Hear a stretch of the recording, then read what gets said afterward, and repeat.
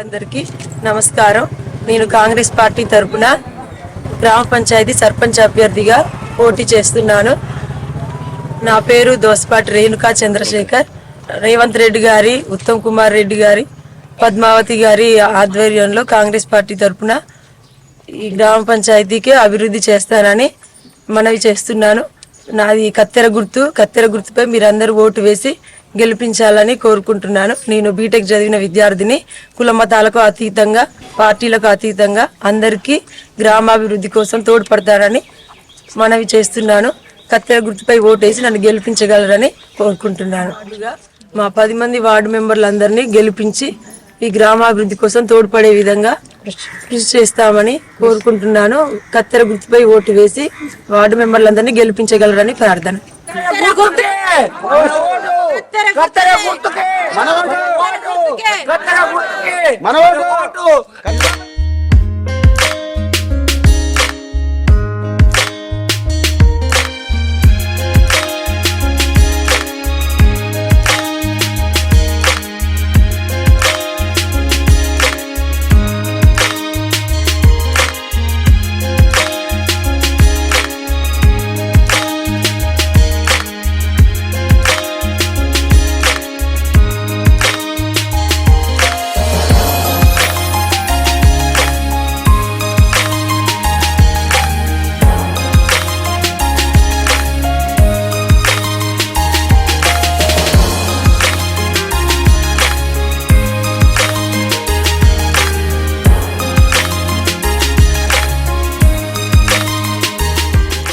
అభివృద్ధి పదంలో నడిపించాలంటే చదువుకున్న యువత అయితేనే ముందు రోజుల్లో గ్రామం అభివృద్ధి కావడానికి ఎటువంటి అరాచకాలు, అక్రమాలు జరగకుండా ఉంటదని నా అభిప్రాయం.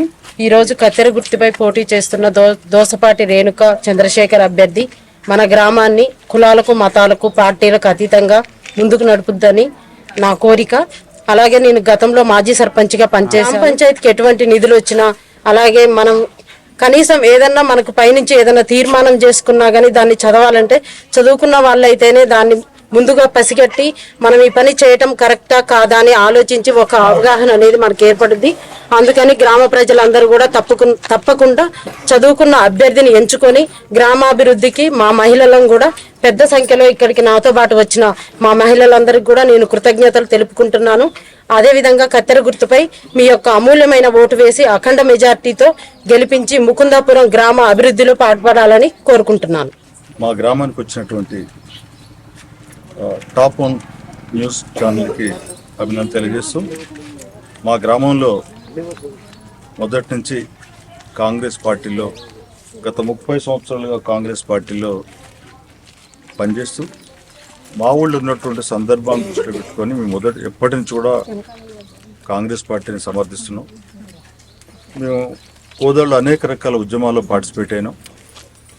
ఆ రోజు తెలంగాణ వచ్చేటప్పుడు ఎక్కడ కేసీఆర్ మీటింగ్లు పెట్టిన వెళ్ళేవాళ్ళం, ఎక్కడ కోదండరామ్ సార్ మీటింగ్లు పెట్టిన వెళ్ళేవాళ్ళం. అంటే తెలంగాణ యొక్క ఆవశ్యకతను దృష్టిలో పెట్టుకొని ఆనాడు కలిసి ఉద్యమాలు చేసినాం. ఆ రోజు కలిసి ఈ రాష్ట్రం సాధించుకున్న తర్వాత సార్ వచ్చినటువంటి సందర్భాలు మీ అందరూ తెలుసు. కేసీఆర్ గారు 10 సంవత్సరాలు పరిపాలించండి. ఆ తర్వాత అధికారాన్ని కోల్పోయి మళ్ళీ కాంగ్రెస్ పార్టీ అధికారంలోకి వచ్చిన తర్వాత గత 2 సంవత్సరాలుగా అనేక రకాల కార్యక్రమాలు చేస్తున్న సందర్భంలో ప్రజలందరూ గమనిస్తున్నారు. సరే, రాష్ట్రానికి ఉన్నటువంటి ఆర్థిక పరిస్థితిని దృష్టిలో పెట్టుకొని ఇచ్చినటువంటి వాగ్దానాలు కొన్ని రకాల వాటిని త్వరకు చేయలేకపోవడానికి ఆర్థిక పరిస్థితుల కారణం అని చెప్పేసి తెలియజేస్తూ, ఈ గ్రామంలో మొదటి నుంచి ప్రశాంతంగా ఉన్నటువంటి గ్రామం ఇది. సరే, పోయినసారి మేము సర్పంచ్గా ఉన్నాం. అంతకుముందు రాధా లక్ష్మయ్య సర్పంచ్గా ఉన్నారు. అయినా ఊరిని పార్టీలకు అతీతంగానే మేము చూసుకున్నాం తప్ప ఏ పార్టీ అనేది ఎలక్షన్ల వరకే ఉండేది. ఆ తర్వాత కాలక్రమంలో మేము అధికారంలోకి వచ్చిన తర్వాత మళ్ళీ మేము గ్రామ పంచాయతీ అయిన తర్వాత గ్రామంలో కొన్ని రకాల పనులు చేయకుండా అనేక రకాలుగా ఇబ్బందులు పెట్టినటువంటి మాకు మొదటి నుంచి మాకు ఆ రోజు టీడీపీలో ఉండి, ఆ తర్వాత టీఆర్ఎస్లో పోయి, ఆ తర్వాత మళ్ళీ రీసెంట్గా కాంగ్రెస్లో వచ్చినటువంటి వాళ్ళని కలిసి పనిచేద్దామనే పరిస్థితులు ఉన్నా కూడా వాళ్ళని కలిసే పరిస్థితులు లేకుండా పోయింది. ఆ క్రమంలో గతంలో మా ఊళ్ళో ఉన్నటువంటి వాళ్ళు కూడా మేము కాంగ్రెస్ పార్టీ అభ్యర్థిగా పెట్టినటువంటి ఒక అభ్యర్థిని మా పార్టీ అభ్యర్థిని వదిలిపెట్టి మా పార్టీలో ఉన్నామని చెప్పేసి అనుకుంటూ కారు గుర్తు కొట్టేసి జడ్పీటీసీ పొత్తులో భాగంగా మాకు సుత్తకోడలతో పొత్తుంది. ఇక సుత్తకోడలు కోటేయకుండా ఓ పార్టీని వదిలిపెట్టేసి 2 కారు గుర్తు కోటేసినటువంటి వ్యక్తులు మేము కాంగ్రెస్ అని చెప్పుకుంటున్నారు. వాళ్ళు బేసికల్గా కాంగ్రెస్ కాదు. మేము మొదటి నుంచి ఉన్నాం. అతను కూడా తీసుకొచ్చి చేసినటువంటి సందర్భం. ఇవాళ ముకుందాపురంలో 2 గ్రూపులు కాంగ్రెస్గా విడిపోయేటటువంటిది దుర్మార్గమైనటువంటి పరిస్థితి వచ్చింది. గత నాకు తెలిసిన కాడి నుంచి ఈ ఊళ్ళో ఎప్పుడు కూడా ముకుందాపురంలో ఎన్నడూ కూడా మర్డర్ కేసులు కాలే. ఫస్ట్ ఇక్కడ స్వతహాగా ఉన్నటువంటి ఇక్కడ నాయకత్వం ఏదైతుందో ఈ నాయకత్వాన్ని పోలీసులు కొంతమంది ఏం చేస్తున్నారంటే ఈ ఊరిని ఏ విధంగానైతుంది నాగిరెడ్డిని టార్గెట్ చేసి ఇక్కడ ఉన్నటువంటి ప్రతిపక్షాల వాళ్ళని టార్గెట్ చేసి వాళ్ళ యొక్క జులుం చేయడానికి ప్రయత్నం చేస్తున్నారు. ఆ క్రమంలోనే ఇక్కడ 2 వర్గాలు చేసి పడేశారు. 2 వర్గాలను చేసి ఊరిని అనేక రకాల దుర్మార్గమైనటువంటి చర్యలు చేస్తున్నారు. ఒక్కటే 2-3 విషయాలు చెప్తాను, ఎక్కువ చెప్పను. ఇవాళ మా మీద మర్డర్ కేసులు పెట్టారు. ఏదో ఒక వ్యక్తి తనేదో డిమోరల్ అవుతుండేనో ఒక లంగా ఎవడో సలహాలు ఇస్తేనో ఆ సలహాలను పట్టుకొని కరెంట్ షాక్ కొట్టిందని కింద పడిపోయి నటించి ఈ పోలీసుల సహాయ సహకారాలతోటి ఇమ్మీడియట్లీగా షాక్ కొట్టకముందే అంబులెన్స్ వచ్చింది, కింద పడకముందే పోలీసు కుక్కలు వచ్చినాయి. ఈ పోలీసు కుక్కలు ఇక్కడ మర్డర్లు జరిగినా కూడా పోలీసు కుక్కలు క్షణాల్లో వచ్చినాయంటే ఎంతమంది పోలీసులు పనిచేస్తుంది అయింది. అందరూ ఒకటి సత్యనారాయణ గారి బ్రదర్సు, లక్ష్మయ్య బ్రదర్సు, మాజీ సర్పంచ్ లక్ష్మయ్య బ్రదర్సు, జాను బ్రదర్సు, ఇంకా శనగాని ఉపేందర్ బ్రదర్సు. 8 అయింది కదా. 8 అయిన తర్వాత ఇంకొకటి ఎక్యూజ్డ్ నెంబర్ 1 నన్ను పెట్టారు మర్డర్ కేసులో. నేను ఒక్క నెంబర్ 1 కేసు నేను A1 నేనే వేయాల మర్డర్ కేసులు ఉంది. ఇది ముకుందాపురం స్వతంత్రం వచ్చిన తర్వాత మొట్టమొదటి మర్డర్ కేసు మా మీద పడ్డది. ఒకవేళ నేను చేస్తేనేమో ఒకవేళ ఓకే అనుకుందాం. రుక్కయ్య గారు సత్యనారాయణ ఒక టీచర్ కమ్యూనిటీ నుంచి వచ్చాడు. అలాంటి వ్యక్తిపై కూడా మర్డర్ కేసు పెట్టి ఇంటి ముందర పోలీసులు ఉండి అన్నం తింటుంటూ కూడా వస్తాపా అని చెప్తే కూడా పోలీసులు ఎంట పెట్టుకొని తీసుకెళ్ళారు. అదేవిధంగా ఇంకొక వీరి అంటే ఇక్కడ లక్ష్మయ్య బ్రదర్స్ 2 ఉన్నారు. మరి వాళ్ళ నాన్న ఎందుకు 2 పేర్లు చిన్న లక్ష్మి పెద్ద లక్ష్మి పెట్టి నాకు తెలియదు. కానీ ఆ పెద్ద లక్ష్మయ్య అన్న ఆయన కూడా ఎక్యూజన్ నెంబర్లో ఉన్నాడు. 2 సోదరులు ఉన్నారు కాబట్టి ఆయన కూడా ఉన్నాడు. ఈ కారం జల్లేటటువంటి సలహా ఇచ్చిందే మాకు లక్ష్మయ్య, ఈ పోలీస్ లక్ష్మయ్య అని అవతలోడు అభియోగం చేసి కేసు పెట్టించండి. ఆయన పేరు కూడా పోలీస్ స్టేషన్లో ఉంది, మునగాల స్టేషన్లో. మీ న్యూస్ ద్వారా తెలుసుకోండి. ఆ తర్వాత హైదరాబాద్ నటు పెద్ద పోలీసులు ఏం చేశారంటే మన పోలీసుడికి అని చెప్పేసి అని ఆ పోలీస్ ఆయన పేరు తీపిచ్చేసి మరి ఇంకోటి బట్టరావాలి కదా. పోలీసుడు ఎప్పుడు కూడా ఏందో దొంగను చూపెట్టాలి. ఆ దొంగను చూపెట్టే ఎవడు బకరా దొరుకుతాడంటే కట్ట కింద వెంకనని నర్ర వెంకటరెడ్డి ఒకటి దొరికిండు. వాడు ఆ నర్ర వెంకటరెడ్డిని తీసుకొచ్చి ఆయన పేరు తీసి మళ్ళీ ఆయన పేరు పెట్టారు. ఇక్కడ మర్డర్ చరిత్ర ఇక్కడ ఎవ్వరికి లేదు. పార్టీల పరంగా మేము కొట్లాడుకున్నాం, చేసినాం. ఈ అందరు కొట్లాడిన తర్వాత మా మీదనే మర్డర్ కేసు పెడతారని చెప్పేసి అని మేమందరం కలిసి తిరుగుతుంటే నాకు టీఆర్ఎస్ సొక్క పూసిర్రు. నాకు టీఆర్ఎస్ వాడు నాగిరెడ్డి టీఆర్ఎస్ వాడు తిరుగుతుందని చెప్పేసి ఊళ్ళో ప్రచారం చేసి నిజమైన కాంగ్రెస్ పార్టీల దగ్గర అబద్ధాలు ఆడి ఓట్లు గడించుకొని ఇద్దరు ఈ ఊరికి ఏం చేస్తారు అనేది కూడా తెలుసు. రేపు అందరం మాట్లాడుకుందాం. ఊరిని నాశనం చేసే దాంట్లో వచ్చినటువంటి డబ్బుల విషయంలో కానీ మిగతా విషయంలో కానీ రేపు లెక్కలు చేద్దాం. బొడ్రాయి డబ్బుల కోసం వసూలు చేస్తే బొడ్రాయి డబ్బులు సాయంత్రం వరకు పలాని సర్పంచ్ రేణుక గారు పలాని వ్యక్తి ఇంత సదింపులు చదివించని చెప్పి చేసినటువంటి డబ్బులు సాయంత్రం 5 గంటలకెల్లా ఇప్పుడు మొత్తం వేసుకొని పోయింది. ఎవడు వేసుకపోయింటా అని చూసినా మేము చూస్తే డబ్బులు వేసుకుపోయిన దొరకటాలే. జనరల్గా మీరు గుళ్ళ అంకమ్మ మీరు ఆంజనేయుని గుడి కానీ రాములవారి గుడి కానీ డబ్బులు లెక్క పెట్టేటప్పుడు 2-3 పిలుచుకొని 4 సమక్షంలో దాని తాళం మొలగొట్టి చూస్తారు. తాళ చేయి ఉంటే ఓకే, లేకపోతే పలగొట్టి చూస్తారు. 10 మందిని పిలుస్తారు. తిరుపతిలో కూడా డబ్బులు లెక్క పెట్టేటప్పుడు కూడా 10 మందిని పిలుస్తారు, 10 మందితో లెక్క లేపిస్తారు. కానీ ఎవడు చెప్పకుండా డబ్బులు వేసుకొని పోయిండు. ఈ డబ్బులు ఎట్టిపోయినా వాళ్ళకి ఇవ్వాలి, వీళ్ళకి వాళ్ళకి వాళ్ళ నోటు తీసుకపోయిండు అన్నాడు. ఈ డబ్బులు ఎట్టిపోయినా అంటే డబ్బులు లెక్క పెడుతుంటే గాలికి లేచిపోయినా అన్నాడు. గాలికి డబ్బులు లేచిపోతాయా? నీకు లెక్కలు చూపెట్టడం చేత కాకపోతే, నువ్వు చేయలేకపోతే నిన్ను నమ్మే పరిస్థితులు లేదు కాబట్టి అని చెప్పేసి ఊళ్ళో డబ్బుల కలెక్షన్ కూడా అతను కాకుండా వేరేవాడికి ఇచ్చిన. వేరేవాడికి ఇస్తే వాని దగ్గర నుంచి డబ్బులు గుంజుకున్నాడు, వాని దగ్గర నుంచి లెక్కలు తీసుకున్నాడు. వాళ్ళు వచ్చి ఊరిని బాగు చేస్తాం, నాగిరెడ్డి టీఆర్ఎస్ పార్టీ తిరుగుతుండు, టీఆర్ఎస్ కాల్ వేసుకొని తిరుగుతుండు, మళ్ళీ బీజేపీలో పోతుండు నాగిరెడ్డి, బీజేపీలో పోతుండు నాగిరెడ్డి, బీజేపీలో పోతున్నాడు, టీఆర్ఎస్ లో పోతున్నాడు, లంగాలతో లపంకులతో. మనం 10 మంది మీద కేసు పెట్టినప్పుడు ఎప్పుడు పోదాం అనుకుని మీ అందరూ కలిసి కేసులో పోవాలి కదా, కలిసి కేసులో పోతే వాళ్ళతో తిరుగుతుందని చెప్పేసి మా ఉత్తమ్ పద్మావతి గారు చెప్తున్నారు. నాగిరెడ్డి మేడం నేను తిడతా ఉండు ఊళ్ళే, ఇద్దరు మనుషులు పోయి చెవి కోరక, వాడొక చెవి కోరక, వీడొక చెవి కోరక, ఈ పోలీసులకు ఇద్దరు దొరికిరు ఇక్కడ మాకు. ఈ పోలీసులు వాళ్ళు కలిసి మేడం దగ్గర చేస్తున్నారు. మా ఊరికి సంబంధం లేకుండానే, పెద్దలకు సంబంధం లేకుండానే ఒక వివాదాస్పదమైనటువంటి మేము అంతా గ్రౌండ్ వేసిన క్రికెట్ ఆడటానికి వాళ్ళు వచ్చి క్రికెట్ ఆడుతారు. ఆ గుడి కోసం మేము ఎంత తిప్పలబడి చేస్తే వాళ్ళు వచ్చేసి ఏదో దొంగతనం, ఒక పోలీసు వాళ్ళు అంత దొంగతనంగా నైట్ పోయి గ్రామానికి చెప్పకుండా, గ్రామం బాధితులకు చెప్పకుండా పోయి డబ్బులు కట్టేసి, నేను ఊరిని బాగు చేస్తున్నా, రమ్మని కూర్చుని మాట్లాడదాను. గుళ్ళు కాదు కాపురం, గుళ్ళుగా చేయాల్సింది. మా కాలనీలో ఉన్నటువంటి తల్లిదండ్రులు చచ్చిపోయినటువంటి 3-4 పిల్లలతో ఉన్నారు. వాళ్ళకి ఏమైనా ఇవ్వండి, బట్టలు ఇవ్వండి, వాళ్ళకి ఇవ్వండి, ఏమైనా సాయం చేయండి.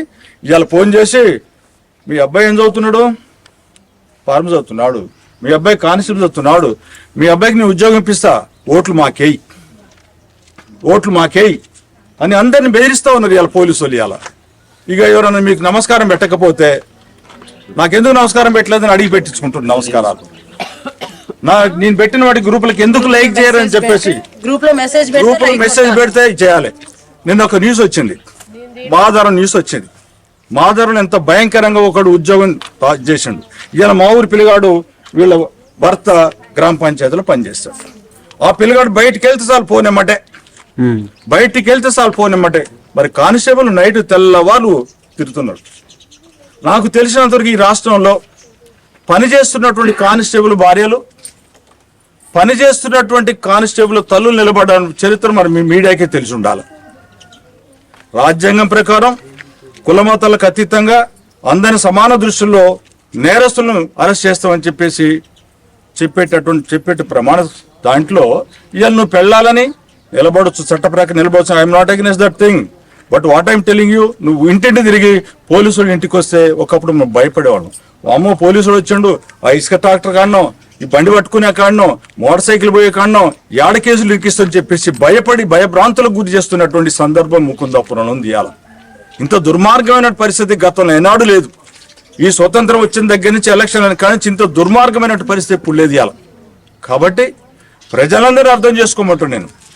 రైట్, ఓకే, నేను ఎక్కడనన్నా ₹1,00,000 ఫ్రాడ్ చేస్తే మీరు ఏం చెప్పినా కూడా నేను చేస్తా. నేను ఊరు కోసం చేస్తున్నా, నాకేం అవసరం లేదు. ఇక్కడ వచ్చి తినేది లేదు, సచ్చేది లేదు. నా మీద అనేక రకాల కేసులు పెట్టి రోడ్లు పోస్తుంటే రోడ్లు పోయినారు. ఒక బండి, కొత్త బండి తీసుకొచ్చి సెర్ల పెట్టి రోడ్డు పోస్తా ఉంటే అవతల వ్యక్తి, సార్ నేను పార్టీ కాదు కాబట్టి 22 గ్రామ పంచాయతీలు టీఆర్ఎస్ పార్టీ ఉన్నాయి, ఒక్క ముకుందాపురం కాంగ్రెస్ పార్టీ ఉంది, నువ్వు టీఆర్ఎస్ లో చేరమని చెప్పేసి బొల్లమల్లయ్య గారు అన్నాడు. ఐఎమ్ సారీ అని చెప్పాను. అదొకటి. ఇక నేను కాంగ్రెస్ పార్టీ కోసం తిరుగుతూ ఉంటే మా కాంగ్రెస్ పార్టీ వాళ్ళకి నచ్చక వీళ్ళకి శత్రువైన నేను, ఆయనకు శత్రువైన నేను, ఇద్దరి మధ్యన 5 సంవత్సరాలు ఏ ఒక్క ఎమ్మెల్యే కానీ మావులు కానీ ₹1 గ్రామానికి వచ్చిన వాటిని చాలా జాగ్రత్తగా వాడి చేసింది తప్ప, ఇప్పటికే డబ్బులు రావాల్సిన కూడా పోనేను వదిలిపెట్టింది తప్ప ఎవరిని కూడా ఇబ్బంది పెట్టలే, ఏ ఒక్క వ్యక్తి దగ్గర కూడా చేయలే. అదేవిధంగా మధ్యన బతుకమ్మ జరిగింది, ఒక్కసారి నేను చేయలే. ఊళ్ళో పక్కన ఒక వ్యక్తి చచ్చిపోయాడు, ఇష్టం వచ్చినట్టు ఒక 2 నిమిషాలను మౌనం పాటించకుండా ఇష్టం వచ్చినట్టు చేసిన సందర్భాలు ఉన్నాయి. పోలీసు ప్రభుత్వం ఇలా ముకుందాపురం ఏలడానికి ప్రయత్నం చేస్తూ ఉంది. కాబట్టి దయచేసి వాళ్ళందరూ ఫోన్ చేసి అబ్బాయిలు బెదిరియా, కానిస్టేబుల్ బెదిరియా, ఎంప్లాయీస్ బెదిరియా, అనేక రకాలుగా దుర్మార్గంగా ఇలా పోలీసు వ్యవస్థ ఇలా ముకుందాపురం ఉంది. ఇంత దుర్మార్గమైన పరిస్థితి ఏ కానిస్టేబుల్కి వచ్చినా, ఏ ఉద్యోగస్తులకు వచ్చినా బెదిరిస్తున్న సందర్భం ఉంది. కాబట్టి దీన్ని ప్రజాస్వామ్య బద్దంగానే వ్యతిరేకిస్తున్నాం తప్ప మా మీద ఎన్ని కేసులని పెట్టుకోండి. ఇప్పటికి నా మీద 3 కేసులు పెట్టారు. నాకు పాస్పోర్ట్ ఆగిపోయింది. అలా మీకు ఆ లెటర్ చూపించిస్తాను నేను. సత్యనారాయణ గారిని పోలీస్ స్టేషన్ అంటే తెలియదానికి ఓ టీచరు ఆయన పట్టుకొని పేరు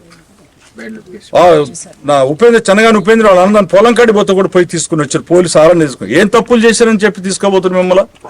ఆ ఎస్పీ కాడికి పోయినాం, డీజీపీ కాడికి పోయినాం, డీజీపీ కాడి పోయి లెటర్ ఇచ్చి వచ్చినాం, ఎస్పీ కాడి పోయి లెటర్ ఇచ్చి వస్తే నిన్న ఎలక్షన్లో పోటీ చేయడానికి మరి ఎవరో ఒకళ్ళు పోటీ చేస్తే మరి మా మీద కేసులు ఉన్నాయా, అప్లికేషన్ ఫిల్అప్ చేసేటప్పుడు కేసులు ఉన్నాయా లేవని అడిగితే ఎస్పీ గారు ఎంక్వైరీ ఈజ్ గోయింగ్ ఆన్ అంటాడు ఆయన. ఏం ఎస్పీలు, ఏం డిఎస్పీలు, ఏం పోలీసులు, మాకు ఈ పోలీస్ స్టేషన్లో న్యాయం జరుగుద్దా? నిన్న మా ఆఫీస్ కాడికి వచ్చేసి మీరు 10 మందిని పంపిరి బయోండర్ కేసులు పెడతా అంటాడు. ఏ విధంగా పోలీసు హెరాస్మెంట్ ఉందంటే ఇక్కడ బ్రదర్, రేపు ఎలక్షన్లు కూడా సజావు జరగకుండా అనేక రకాల ఇబ్బందులు పెట్టడానికి వాళ్ళు పోలీసులు చేస్తున్నారు. ఇవాళ సీసీ కెమెరాలు పెట్టారు. పోలీసుడికి కావాల్సింది ఏంటంటే దొంగలు కావాలి, లపంగులు కావాలి. ఎందుకంటే ఒక దొంగను వదిలి పెడితే డబ్బులు తీసుకొస్తాడు. ఎక్కడ దొరుకుతారంటే సీసీ కెమెరాలు కావాలి. సీసీ కెమెరా రోడ్ల మీద ప్రధానమైన అంశంగా తీసుకుంటాం. కానీ ఇక్కడ ఏంది, ఏ పార్టీలు ఎవడు తిరుగుతున్నాడు, ఎక్కడ తిరుగుతున్నాడు, కొంత ఇన్ఫర్మేషన్ తీసుకుంటూ మళ్ళీ ఇలా దొరికితే మాత్రం వాడిని బెదిరించడానికి ప్రయత్నం చేసే క్రమంలో ఉన్నారు. నీ సంగతి చూస్తాను బెదిరిస్తున్న పరిస్థితి ఇలా పోలీసులు చేస్తున్నారు. కాబట్టి మీరు ఏం భయపడద్దు, మీ అందరి కోసం పోరాటం చేస్తా, తప్పకుండా ఉంటా అని చెప్పేసి తెలియజేయడం కోసమే నేను మళ్ళీ ఊరికి వచ్చిన. నాకు ఏనాడు కూడా సర్పంచ్ పోటీ చేద్దాం అనుకోలే. గతంలో లక్ష్మయ్య పోటీ చేసిన, రాధలక్ష్మి పోటీ చేసి, ఆయన మీద పోటీ చేయడానికి మా ఊళ్ళో కాంగ్రెస్ లో దమ్ము ఒక్కడికి లేదు. ఒక్క వెదవకు దమ్ము లేక నేను వచ్చిన ఇక్కడికి. నాకు వద్దు అని చెప్పిన, నేను వినామా చేసిన అదే సత్యనారాయణని వినామా చేసి 25 లక్షలు చెక్ ఇచ్చాడు. కానీ అవతల ఏం చేస్తారంటే వినామస్ వద్దు అనే ఉద్దేశంతో పోటీ పెట్టి ఇబ్బంది పెట్టారు, పోటీ పెట్టి ఓడగొట్టారు. అప్పుడు నేను గెలిచిన. మరి దుర్మార్గమైన చర్యలు ఎవరు ఖండించరు ఊళ్ళో. జనానికి ఏం అర్థం కాదు, నాగిరెడ్డి టీఆర్ఎస్ పట్టాలు తిరుగుతుండు అని మాట్లాడతారు. అంతకంటే ఎక్కువ ఏం లేదు. కాబట్టి మళ్ళీ ఒక గ్రామ శాఖ పెట్టుకుంటే వాడిని పట్టుకుని ఇద్దరు కలిసి ఊరిని ఆడుకునే పరిస్థితి వచ్చింది. కాబట్టి దయచేసి గ్రామ ప్రజలందరూ కూడా తప్పకుండా కత్తెర గుర్తుపై ఓటేసి ఒక ప్రజాస్వామ్యబద్ధంగా అందరూ సపోర్ట్ చేస్తున్నటువంటి వ్యక్తి, మా కాంగ్రెస్ లో 2 వర్గాలని చెప్పేటటువంటి పరిస్థితుల్లో ఇక ఉత్తమ్ పుత్ మాధు కాడ పోవడం ఎందుకు ఎట్లా చేస్తున్నాం అంటే, మేడం మళ్ళీ ఊరికి రావాలి, మేడం ఊరికి వస్తే నాగిరెడ్డికి వ్యతిరేకం అని చెప్పేసి వీళ్ళు ఊరంతా ప్రచారం చేశారు. మేడం మొత్తం నా జేబులో ఉందని ఒకడు, ఉత్తమ్ ఆయనకు జేబులు ఇంకొకడు, నాగిరెడ్డి తిట్టిండి ఒకడు. ఈ మధ్యన మేడం ఒక ఫోన్ చేయలే. మేడం గారు మొన్న ఒక మనిషిని పంపించింది, ఒక ఎక్షన్ పంపించి నాగిరెడ్డి నన్ను తిడుతుండట ఊళ్ళో, పోయి తిట్టొద్దని చెప్పని చెప్పి మనిషిని పంపించింది. మొన్న నా కాడికి నువ్వు తిట్టొద్దని చెప్పి ఒక మనిషిని పంపించింది. వాళ్ళని నేను ఆడిపోతే నన్ను కొట్టినా కొడతారు సార్ అని చెప్పేసి వాడు వెళ్ళిపోయాడు రాకుండా. మేడం నేను ఖమ్మంలో అని చెప్పేసి అబద్ధాలు పరిస్థితి వచ్చింది. నాకేం అవసరం చెప్పండి, మా పార్టీ వాళ్ళని మేము ఎందుకు తిట్టుకుంటాం? వీళ్ళు పోయి చెప్తున్నందుకు మేడం అర్థం కాకుండా ఆమె నన్ను ఏం సార్ ఎట్లా చేస్తుందని చెప్పేసి అంటే, మీకు తెలియదు మేడం అంటే రాంగ్ ట్రాక్ లో ఉన్నది. మరి నేనేం చేయాలి చెప్పండి? ఇక మేడం నాగిరెడ్డి లేదు, మేడం అసలు రానిట్లేదు, మేడం గడప దొక్కనిట్లేదని ఈ విధంగా ప్రచారం చేసి గది సొమ్ము చేసుకోవాలని చూస్తున్నారు మా ఊళ్ళో ఉన్నటువంటి నాయకులు. కాబట్టి ఇది కరెక్ట్ కాదు. మేడం రమ్మన్నా ఖచ్చితంగా ఊరి కోసం ప్రయత్నం చేస్తాం.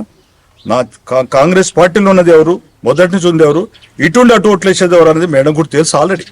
కాబట్టి ఉత్తమవాడిగా పోయొచ్చినాం, తప్పకుండా నీ ఇష్టం చేసుకోమని చెప్పేసి అన్నాడు. మాకు అధికార పార్టీ, మాదికి అధికారంగా ప్రకటించాలని చెప్పేసి ఏం చెప్పుకుంటున్నారు. అది కాదు కావాల్సింది. ఏ పార్టీ ఏం సహాయం చేయకున్నా కూడా ఉన్నదంతో అందరూ అడ్జస్ట్ అయినాం.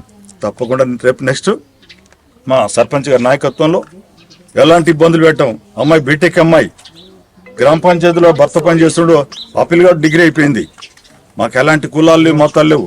గతంలో ఉన్నటువంటి వాళ్ళని కూడా పోటీ చేయమని అడిగినాం. వాళ్ళు ఏదో చెప్తా ఉన్నారు. చాలా మంది పిలిపించి అడిగిన రేపు కూర్చుందాం అంటే బహిరంగంగా కూర్చొని మా గుడి కాడ మాట్లాడుకుంటే చాలా సమస్యలు ఉన్నాయి. ఇంకా కొన్ని సమస్యలు చెప్తాం. వీళ్ళందరికీ రేపు అర్థమయ్యేటట్టు చెప్తాం.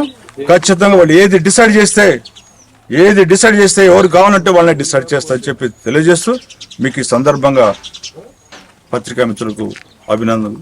Thank you.